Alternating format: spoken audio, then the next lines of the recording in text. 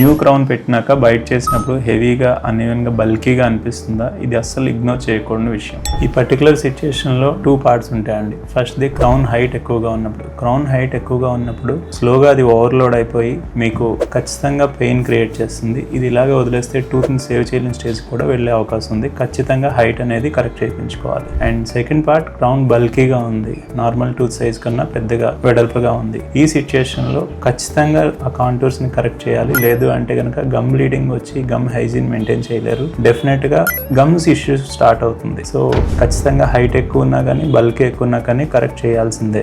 And మనో డెంటల్లో మనం digital scan ద్వారా impressions record చేస్తాం కాబట్టి ఇది ఖచ్చితంగా ముందే స్క్రీన్ మీద మనకి కనబడుతుంది. At the same time second లెవెల్లో ల్యాబ్కి వెళ్ళాక ప్రొసీజర్ డైరెక్ట్గా టెక్నీషియన్ క్రౌన్ ఫ్యాబ్రికేట్ చేయకుండా ముందు డిజిటల్గా దాన్ని డిజైన్ చేసి మన డాక్టర్స్కి ఫార్వర్డ్ చేశాక మన డాక్టర్ అప్రూవ్ చేసినాక మాత్రమే క్రౌన్ రెడీ చేస్తారు. సో ఇలాంటి ఇష్యూస్కి వచ్చే అవకాశమే లేదు. మీ క్రౌన్ థిక్గా కానీ హైట్గా కానీ బల్కీగానే ఉంటే ఇగ్నోర్ చేయాల్సిన విషయం కాదు. ఖచ్చితంగా మనో డెంటల్ కేర్ని కన్సల్ట్ చేయండి.